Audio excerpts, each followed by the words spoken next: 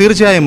പിന്നെ രണ്ടാം പ്രതി കട്ടുപൂച്ചനെ അറസ്റ്റ് ചെയ്തപ്പോൾ നിങ്ങൾ മീഡിയക്കാർക്ക് കാണാൻ പറ്റും. മണ്ണഞ്ചേരി പോലീസ് സ്റ്റേഷനിൽ വന്നപ്പോൾ പാർട്ടി പോപ്പർ പൊട്ടിച്ച് പ്രതിയുടെ മുഖം മറയ്ക്കാതെ അന്വേഷണ ഉദ്യോഗസ്ഥനായ ടോൾസനെ ഷോള് പുതപ്പിച്ച് DYSP കേട്ടുന്ന ഒരു സാഹചര്യം എവിടെയും കണ്ടിട്ടുണ്ടോ? അതായത് ഐഡൻറ്റിഫിക്കേഷൻ രാത്രിയിലാണ് സംഭവം നടന്നത്.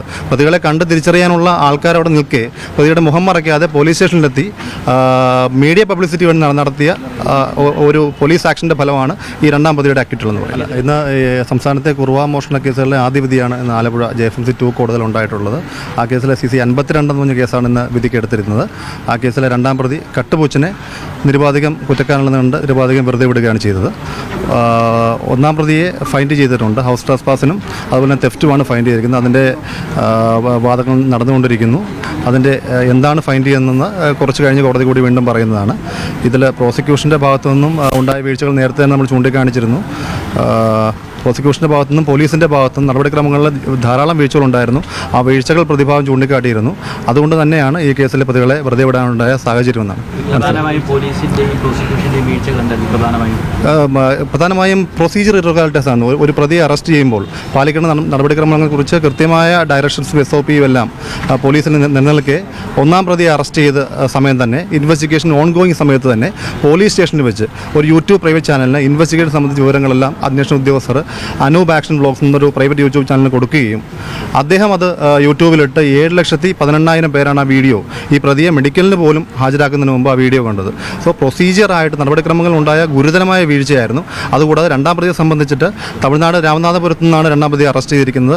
അതൊരു ഇൻറ്റർസ്റ്റേറ്റ് അറസ്റ്റാണ്. കുറുവ സംഘം എന്ന പേരിൽ ആൻറ്റി കുറുവ സ്ക്വാഡ് എന്ന സ്ക്വാഡ് രൂപീകരിച്ച് ഇൻറ്റർസ്റ്റേറ്റ് അറസ്റ്റിലാണ് നടത്തിയിരുന്നത്. പക്ഷേ ഇൻറ്റർസ്റ്റേറ്റ് അറസ്റ്റ് നടത്തുമ്പോൾ പാലിക്കേണ്ട നടപടിക്രമങ്ങളുണ്ട്. പോലീസ് മേധാവിയുടെ അനുമതി ഉൾപ്പെടെയുള്ള കാര്യങ്ങൾ മേടിക്കണം. അതൊന്നും ഈ കേസിൽ വാങ്ങുകയോ ഈ കോടതി മുമ്പ് ഹാജരാക്കുകയോ ചെയ്തിട്ടില്ല. കൂടാതെ അദ്ദേഹത്തെ കസ്റ്റഡിയിലെടുത്തെന്ന് പറഞ്ഞാൽ തമിഴ്നാട് വെച്ചൊരു കസ്റ്റഡി മെമ്മോ ഹാജരാക്കുകയോ തയ്യാറാക്കുകയോ ഒന്നും ചെയ്തിട്ടില്ല. ഇത് നിലവിൽ 3 കേസിൽ മാത്രമേ ട്രയൽ നടന്നിട്ടുള്ളൂ. മൊത്തത്തിൽ ആലപ്പുഴയിൽ 3 കേസ് മാത്രമേ ഉള്ളൂ. ആലപ്പുഴയിൽ 52, 53, 92 എന്ന 3 കേസുകൾ മാത്രമാണ്. അതിൽ 52ഉം 53ഉമാണ് വിധിക്ക് എടുത്തിരുന്നത്. ഇപ്പോൾ കോടതി പറഞ്ഞിരിക്കുന്നത് 52-ൽ വിധി മാത്രമാണ്. 53-ൽ വിധി എന്നത്തേക്കാണെന്ന് കുറച്ച് സമയം കഴിഞ്ഞറിയാൻ പറ്റും. തീർച്ചയായും.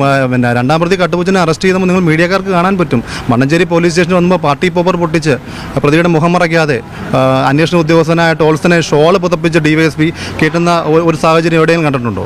അതായത് ഐഡൻറ്റിഫിക്കേഷൻ രാത്രിയിലാണ് സംഭവം നടന്നത്. പ്രതികളെ കണ്ട് തിരിച്ചറിയാനുള്ള ആൾക്കാർ അവിടെ നിൽക്കെ പ്രതിയുടെ മുഖം മറയ്ക്കാതെ പോലീസ് സ്റ്റേഷനിലെത്തി മീഡിയ പബ്ലിസിറ്റി വേണ്ടി നടത്തിയ ഒരു പോലീസ് ആക്ഷൻ്റെ ഫലമാണ് ഈ രണ്ടാം പ്രതിയുടെ ആക്ടിവിറ്റികളെന്ന് പറയുന്നത്. രണ്ടാം പ്രതി കട്ടുപൂച്ചന് വടക്കം പറവൂരിലൊരു കേസ് നിലവിലുണ്ട്. അദ്ദേഹം ജാമ്യത്തിലാണെന്നാണ് പറഞ്ഞത്. ജാമ്യക്കാരല്ലാതുകൊണ്ട് ഇറക്കാൻ പറ്റില്ലെന്ന് അതിനെക്കുറിച്ച് കൃത്യമായിട്ട് എനിക്കറിയില്ല.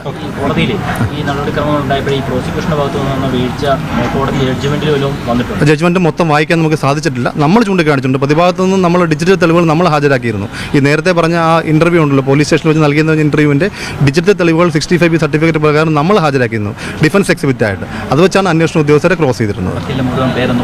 എൻ്റെ പേര് സുധീഷ് TT, ചീഫ് ഡിഫൻസ് കൗൺസിലാണ്. 82 92. ഇന്ന് 52, 53 എന്ന കേസുകൾ മാത്രമാണ് പരിഗണിച്ചിരിക്കുന്നത്. 93 രണ്ടാമത്തെ കേസ് എന്നാണ് പരിഗണിക്കുന്നത് കുറച്ച് സമയത്തിനുള്ള അറിയാം.